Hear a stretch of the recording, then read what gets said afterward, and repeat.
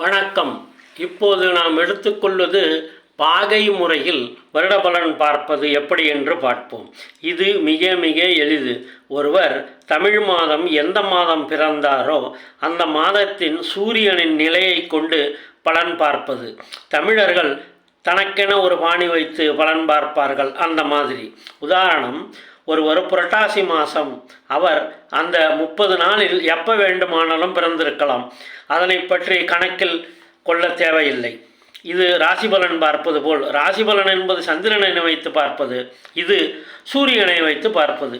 அதாவது ராசி பலனில் நீங்கள் எத்தனை டிகிரியில் பிறந்தீர் என்பது கணக்கில் கொள்ளாமல் பலன் பார்ப்பது போல் இது சூரியனை வைத்து பலன் கணிக்கப்படுகின்றது. ஆக சூரியன் பிறக்கும்போது நின்ற ராசி குறிக்கும் மாதத்தின் ராசியை போல் முழுமையாக கொண்டு ஆரம்ப கணக்கு ஆரம்பித்து, அதாவது சூரியன் புரட்டாசி மாதம் வரும்பொழுது, அதாவது 150 டிகிரி சிம்ம ராசி முடிந்து கன்னிக்கு வரும். ஆக கண்ணில் இருந்து நாம் இதனை கணக்கிடுகின்றோம். அதன் கணக்கு கொண்டு புரட்டாசியில் பிறந்தால் வருட பலன் பார்க்கணும். அதேபோல் எல்லா மாதத்தில் பிறந்தவர்க்கும் பார்க்கலாம். ஒருவர் சித்திரை மாதம் பிறந்தால் சூரியன் மேஷத்தில் இருக்கும். அதே மாதிரி சித்திரை மாதம் பலன் பார்க்கும்போது அசுவனி 1ஆம் பாதம், அதாவது 1 டிகிரியிலிருந்து ஸ்டார்ட் பண்ணணும். ஆக எந்தெந்த ராசியில் சூரியன் எந்த மாதத்தில் வருகின்றதோ அந்தந்த ராசியிலிருந்து கணக்கை டிகிரி கணக்கு போட்டு எடுக்கணும். மேஷத்தில் இருந்து தான் பார்க்க வேண்டிய அவசியம் கிடையாது. எந்த மாதத்தில் பிறக்கிறார்களோ அந்த மாதத்தில் சூரியன் அந்த ராசியில் இருக்கும் பொழுது அதை முதல் டிகிரியை வைத்து கணக்கு எடுக்க வேண்டும். அவ்வளவுதான். அதாவது ஜென்ம மாதத்தை கொண்டு பலன் அறிவது. அந்த ராசியில் சூரியன் பிரவேசிக்க ஆரம்பிக்கும் போது, அதாவது இப்போது புரட்டாசி மாதம் வருகிறது என்று வைத்துக்கொள்வோம். அப்போ கன்னியா ராசி, கன்னி 1 டிகிரி, அதிலிருந்து கணக்கிட வேண்டும். அதாவது அந்த 1 டிகிரியிலிருந்து 20 டிகிரி சூரிய தசை. அதாவது கன்னி சூரியன் என்றால் புரட்டாசி மாதம் கன்னியில் 30 டிகிரி அல்லவா. ஒரு ராசிக்கு 1 முதல் 20 வரை சூரிய தசை. அடுத்தது 50 டிகிரி, அதாவது 20 டிகிரியிலிருந்து 50 டிகிரி. அப்போ என்ன ஆகிறது? பாக்கி 10 டிகிரி இருக்கின்றது. கன்னியில் பாக்கி 10, துலாம் ராசியில் 30, விருச்சிகம் முதல் ஒரு 10 டிகிரி, ஆக 50 நாள்.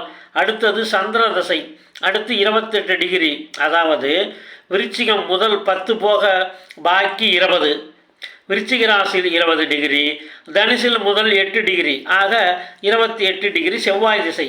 அடுத்து 56 டிகிரி புதன் திசை. அதாவது தனுசில் பாக்கி 22 டிகிரி, மகரம் 30 டிகிரி, ஸோ 30 + 22 52, கும்பம் ஒரு 4 டிகிரி, ஆக 56 டிகிரி புதன் தசா. அடுத்து 36 டிகிரி சனி தசா.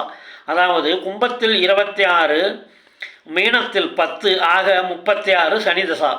அடுத்து 58 டிகிரி குரு தசா. அதாவது மீனத்தில் பாக்கி 20, மேஷத்தில் 30, ஆக 50 டிகிரி. ரிஷபத்தில் முதல் 8 டிகிரி, ஆக 58 டிகிரி குரு தசா. அடுத்து ராகு தசா, அது 42 நாள். ரிஷபத்தில் மீதி 22 டிகிரி, மிதுனத்தில் 20 டிகிரி, ஆக 42 நாள் ராகு தசா. அடுத்து 70 டிகிரி, அதாவது சுக்கிர தசா 70 டிகிரி.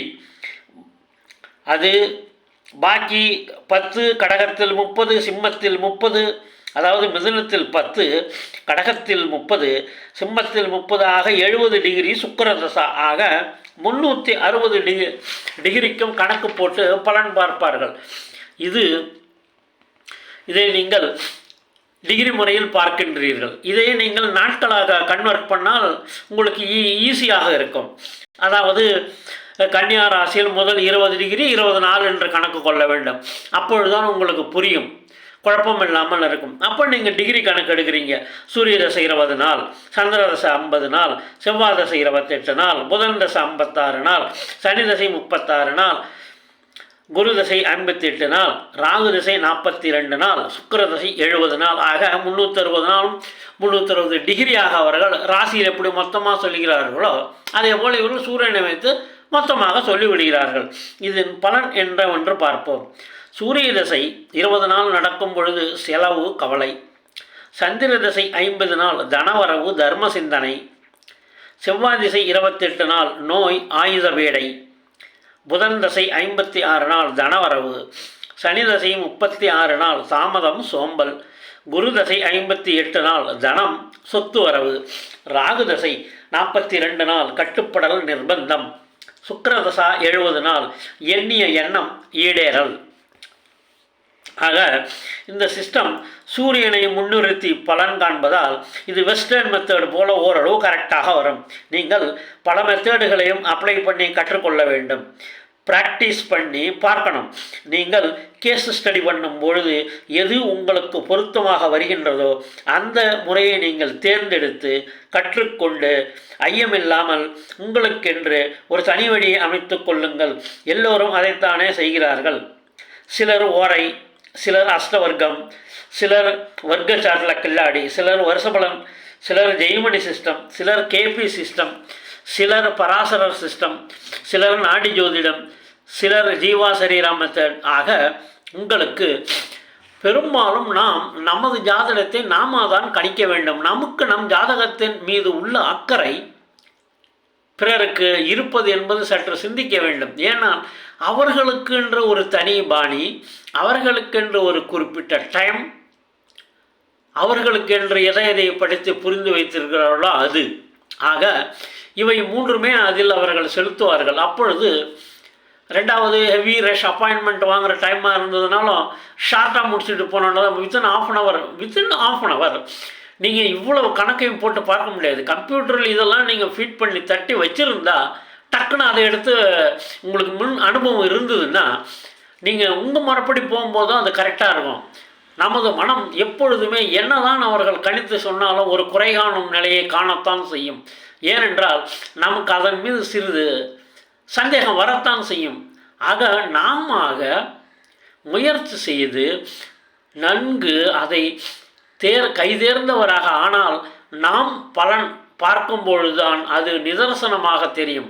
ஏனென்றால் உங்களுக்கு ஒரு டைரி எழுதும் பழக்கம் இருந்தால் மிக எளிதாக இதை கற்றுக்கொள்ளலாம். ஏனென்றால் நீங்கள் இன்டர்வியூ அட்டன் பண்ண தேதி, உங்களுக்கு திருமணமான நாள், குழந்தை பிறந்த நாள், இப்படி மிக வாழ்க்கையில் ஒரு வேலை கிடைத்த நாள், இவைகளெல்லாம் நீங்கள் குறித்து வைத்திருந்தீர்களானால் இந்த தேதி மணிக்கணக்கு இதெல்லாம் அப்பொழுது என்ன ஆகும், நீங்கள் இந்த கணக்குகளை போட்டு அதனுடன் ஒப்பிட்டு பார்க்கும் பொழுது மிக தெளிவாக வரும்.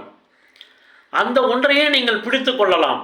அப்போ உங்களுக்கு இந்த ப்ரிடிக்ஷன் ஒரு பலன் கூறுவது என்பது மிக சர்வ சாதாரணமாகிவிடும். ஏன்னால் நீங்கள் ப்ராக்டிக்கலாக பார்த்து விடுகிறீர்கள்.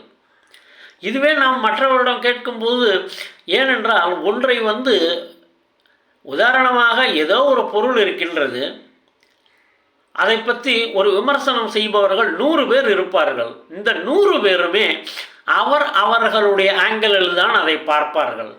ஜோதிடமும் அப்படித்தான்.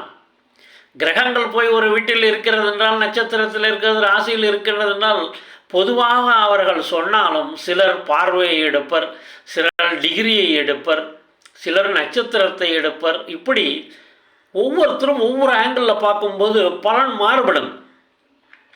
ஆனால் இவ்வளவையும் நீங்கள் பலரது ஒப்பீனியன்களையும் நீங்கள் கேட்டு நீங்கள் போகும்பொழுது உங்களுக்கு தெரியும் இதுதான் சரியான வழி, நாம் இதை கடைபிடித்தால் அழகாக தெரிந்து கொள்ளலாம் என்ற அந்த வழி உங்களுக்கென்று ஒரு தனி பாணியை அமைத்து கொள்ள முடியும். பல சிஸ்டத்தில் பார்க்குறீங்க, 16 வகையில் ஒரு தசாபுத்தியை பார்க்குறீங்க. அப்போ எது நல்லா அக்யூரேட்டாக செட் ஆகுது, ரைட், அப்போ நம்ம இதை பிடிச்சிக்கலாம். இதே தான் எல்லா ஜோதிடர்களும் செய்வது. அதனால தான் அவர்கள் ஒருத்தர் ஹோரையில் ஸ்பெஷலிஸ்ட்டாக இருப்பார், ஒருத்தர் நீங்கள் சொன்ன மாதிரி இந்த வெல்த்தில் ஸ்பெஷலிஸ்ட்டாக இருப்பார், ஒருத்தர் சொத்தில் ஸ்பெஷலிஸ்ட்டாக இருப்பார், ஒருத்தர் திருமணத்தில் ஸ்பெஷலிஸ்ட்டாக இருப்பார், ஒருத்தர் குழந்தை அதில் ஸ்பெஷலிஸ்ட்டாக இருப்பார், சில பேர் நியூமராலஜி. இப்படி அவங்களுக்கு ஒரு செக்ஷன் எடுத்துட்டு அதில் போயிடுவாங்க. ஏன்னா அதுவே ரொம்ப சிரமம். ஆனால் நீங்கள் ஒரு மல்டிப்ளையராக எல்லாமே தெரிஞ்சுக்கிட்டிங்கன்னா உங்களுக்கு அதான் நல்லது. அதற்காகத்தான் இதை உங்களுக்கு இந்த வீடியோக்களில் ஜோதிடத்தில் ஒன்று கூட விடப்போவதில்லை. கம்ப்ளீட்டாக அதில் என்னென்ன சிஸ்டம் இருக்கோ அவ்வளவு சிஸ்டத்தையும் உங்களுக்கு நாங்கள் வீடியோவை கொடுத்துட்றோம். அப்போ என்ன ஆகுது, இதில் இருக்கிறது இவ்வளவு தான். அப்போ உங்களுக்கு ஒரு அத்துப்படி ஆகி விடுகின்றது. இந்தந்த வழியில் போனால் இந்தந்த வழியில் இதை கடைபிடிக்கலாம் என்று. ஜென்ரல் ப்ரெடிக்ஷன் என்பது வேறு. உதாரணம், கம்ப்யூட்டரில் நம் ஜாதகத்தை கொடுத்தால் அவங்க ஃபீட் பண்ணியிருக்கிறத அடித்து சரசரன்னு அடித்து தள்ளிடும் பலனை ஒரு 30 பக்கத்துக்கு. ஆக அதில் 75 பக்கமும் கணக்கு. அந்த கணக்கை நீங்கள் தான் போடணும். அதாவது அவர் என்ன சொல்லியிருப்பார், பாவ ஆரம்பம், அதாவது ஃபஸ்ட்டு ராசி கட்டம் போடுவார்கள். அந்த ராசி கட்டத்தில் எந்தெந்த கிரகங்கள் எத்தனை, இதெல்லாம் பலனை நீங்கள் எழுதுனா தானே தெரியும். அப்போ நவாம்சத்தில் அந்த கிரகத்தை நீங்கள் எழுதுனான்னா தெரியும். அப்போ அந்த பாவத்தில் அந்த கிரகங்கள் இருக்கும்போது பார்த்தா தானே அந்த கிரகம் சரியாக எந்த இடத்தில் எந்த ராசியில் இருக்கின்றது. அப்போ அதன் பாவ பலனை நீங்கள் பார்க்க முடியும். ஏனென்றால் நீங்கள் நினைத்திருப்பீர்கள் அது 3ஆம் பாவ பலனை தருகின்றது குரு என்று. பாவங்கள் என்று பிளாசிடியன் மெத்தடில் வரும்போது திடீரென்றது 4இல் இருந்து விட்டால் என்ன ஆகும்? 4ஆம் பாவ பலனைத்தானே அது தரும். ஆக அது 3 என்று வரும்போது நீங்கள் ஆன்மீகத்தில் ஈடுபடுவீர்கள். அதே வேளை அது 4ஆம் பாவமாக வரும்போது உங்களுக்கு சொத்து என்பது பள்ளிக்கரியிலோ அல்லது ஒரு கோயிலுக்கரியிலோ அமைய நேரம். ஆக உங்களுக்கு பலனிலே வித்தியாசம் வருகின்றதா? ஆக அப்போ பாவ பலன் அவர்களை குறிப்பிட்டிருப்பது பிரிண்டிங் ஒரு கணக்கு தான். அதில் இருப்பது அவ்வளவுமே கணக்கு தான். கம்ப்யூட்டரில் டீப்பாக அடித்தால் 1600 பக்கம் வரும். சரி, அந்த 1600 பக்க கணக்குகளையும் நாம் நிதர்சனமாக ஒரு ரியாலிட்டியாக நாம் அதை யூஸ் பண்ண முடியாது. அதை நாம் குறைத்து ஒரு 5 ஆக்கி விடுகின்றோம். திருமணம் எப்போது நடைபெறும், வேலை எப்போது கிடைக்கும், குழந்தை எப்பொழுது பிறக்கும், எனக்கு எப்போ ஒரு இன்டர்வியூக்கு போவேன், நான் என்ன தொழில் செய்யலாம் அப்படின்னு அதை கட் ஷார்ட் பண்ணி 5 ஆக்கிடுறோம், ஷார்ட் லிஸ்ட். ஸோ அந்த 5 தான் முக்கியமாகப்படுகின்றது. ஆக இந்த 5ஐ ஒரு 20 மெத்தடில் நீங்கள் கணிக்கும் பொழுது எது உங்களுக்கு ஈஸியாக இருக்கும் என்று தெரிந்துவிடும். அப்போது அதை நீங்கள் பிஸ்னஸ் ஆக்கலாம், ஒன்றும் தப்பு இல்லை. தெரியுது, உங்களுக்கு தெரிந்ததை 4 பேருக்கு சொல்கிறீங்க, 4 பேருக்கு நீங்கள் வழிகாட்டுறீங்க. அப்போ நீங்கள் ஒரு மாஸ்டராக ஆகிடுறீங்க. அதை ப்ராக்டிஸ் பண்ண you will become a master. ஏனென்றால் அப்பொழுதுதான் உங்கள் குடும்பத்திற்கே நீங்கள் ஒரு வழிகாட்டியாக இருக்க முடியும். ஆக இந்த ஜோதிடம் என்பது மிகவும் ஒரு அரிய அற்புத கலை. அதை இப்படி கையாண்டால் நிச்சயமாக நீங்கள் புரிஞ்சிக்க முடியும். கொஞ்சம் ஸ்டெப் எடுங்க, அவ்வளோதான், வேறு ஒன்றும் இல்லை. உங்களுக்கு எது பிடிக்கிறதோ அதை நன்கு பழகி அதில் கில்லாடி ஆகுங்கள், அதில் ஒன்றும் தவறில்லை. அதேபோல் பல முறைகளை கையாள கற்றுக்கொள்வதிலும் தவறில்லை. Where there is a will there is a way என்று சொல்வார்கள். மனம் இருந்தால் மார்க்கம் உண்டு. ஆக நீங்கள் மனதை கான்சன்ட்ரேட் பண்ணி இந்த மாதிரி இப்போ மாத பலன் என்று சொல்கின்றோம். மாத பலனில் நடந்த நிகழ்ச்சியை கேட்டால் சிரிப்பீர்கள். உதாரணமாக புரட்டாசி மாதம் புனர்பூச நட்சத்திரத்தில் பிறந்திருக்கின்றது. அவர் பிறந்தது பூச நட்சத்திரம். அப்போது நீங்கள் இந்த மாத பலன் போட்டு பார்க்கும் பொழுது அதில் நடந்தது மிகவும் நிதர்சனமாக இருக்கும். அதை அடுத்த வீடியோவில் பார்ப்போம். நன்றி, வணக்கம். உங்கள் விமர்சனங்கள் வரவேற்கப்படுகின்றன.